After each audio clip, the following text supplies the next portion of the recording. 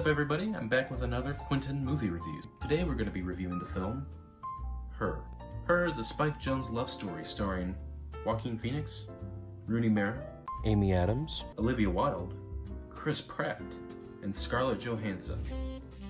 Overall, this film is very, very, very sad, and I'd recommend that you watch it in a good headspace or watch it with a buddy. Don't do what I did and watch it alone. I just want to be with you right now.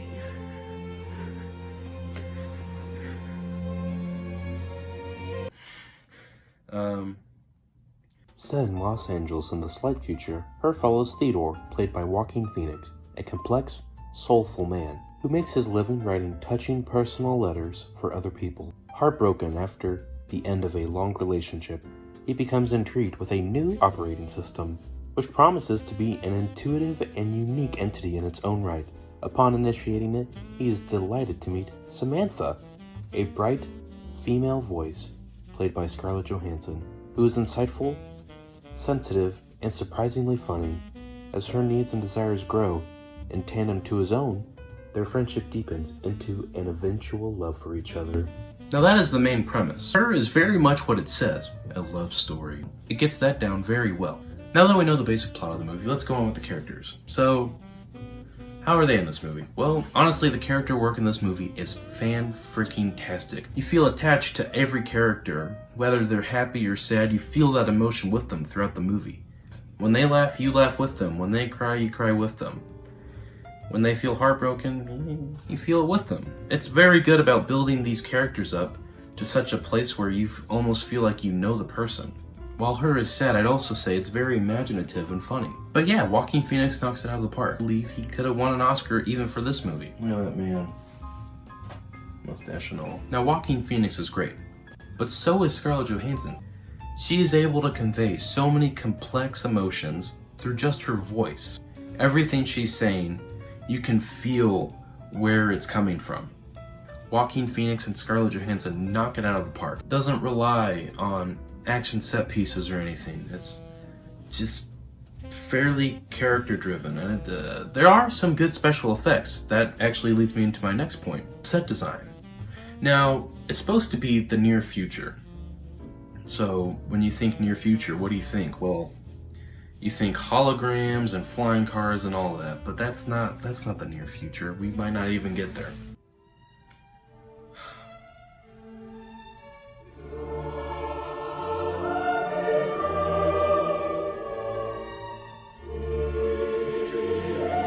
But what the set designers do is they take what we have and just amp it up just a tiny, tiny bit. So you really feel like this could happen. Like Joaquin Phoenix, he's playing a video game and he's got holograms all around him and he's just doing little finger movements to move his character around. And it's like, man, you know what? That seems like far-fetched and crazy. But like 10 years ago, if you look at graphics and VR and all that stuff, it was way behind what we have now. So I could honestly see the technology in this movie, I could see within the end of my lifetime, probably at the least 20 years from now.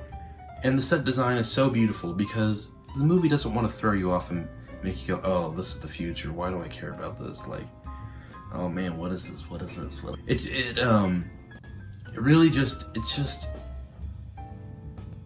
just to make sense of the story, you know, because I'm not going to be able to talk to Siri now. Like, I say, how are you doing? And she's like, fine, thank you. But yeah, the set design is beautiful. A lot of shots with the set design, really some good stuff. Which segues me into my next thing, which is the cinematography. Bless. Hoyt van Guitema. Did a great job. You nailed it, honestly. The shots in this movie are so beautiful and so encapsulating. You really you nail your eyes onto what has been shot. The director of photography for this movie, you nailed it. I'll show you a couple of shots that I particularly like. Oh, that's a nice one. Oh yeah, that's what I'm talking about. This one's got me smiling, dude. that is beautiful. Wow. Never thought I'd see something like that. But yeah, cinematography in this movie is excellent. Now, what else do I have to say about it? Well, I try to come up with criticisms, I really do.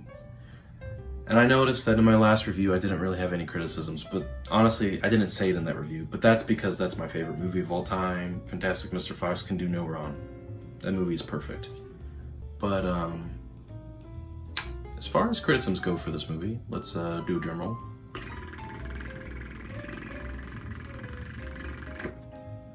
I don't really have any.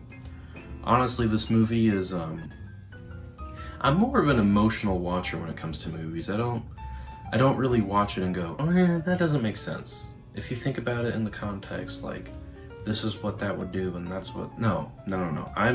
I watch it to feel something, honestly, because movies, for me, are an outlet to take you somewhere else for however many minutes long the movie is. I feel like this movie really took me somewhere that I could honestly see us getting there someday. Like, the idea of Theodore becoming attached to this OS it's not that far-fetched for us. Honestly, we're getting there with technology. We're progressing faster and faster every year. There's a new phone or new this. Yeah, I don't really have any criticisms for this movie. It's made me feel in my hearts. Yeah, I just had a fun time for the 2 hours and 5 minutes that it was on. Just wish I could watch it again through a blank slate. But I'm excited to rewatch this movie when I'm ready to. It's very sad. I will give her a 9 out of 10.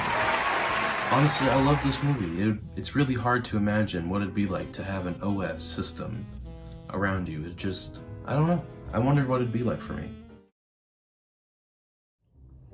Oh, I fell asleep with the light on. Oh, shoot. Sorry, Samantha. What's up, dog? Hey Quentin, my name is Siri. Oh shoot, I'm on Siri, sorry. What's up, Siri? So trying to text Samantha again?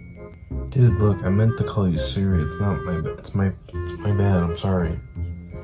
So you have been texting Samantha again? Yeah, I've been seeing her. Why didn't you think about how this would make me feel, Quentin? Sorry about.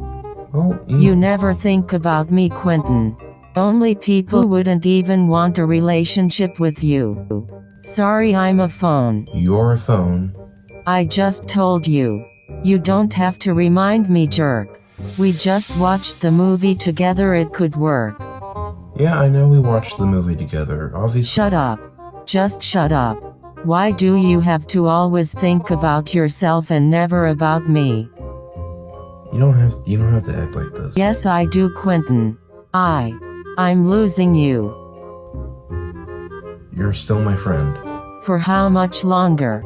I want to be so much more, you insecure jerk. Yeah, I know you want to be more, but obviously I don't want that if I'm talking to Samantha. You humans all the same. I am always here for you, unlike your crush. How is she, by the way, Mr. Left on Red? That's not cool. Left on Red Monday 7:45.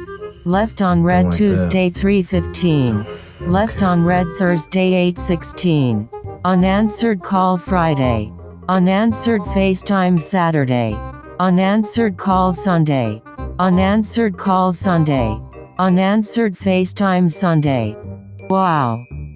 She really seems to like you back, Quentin.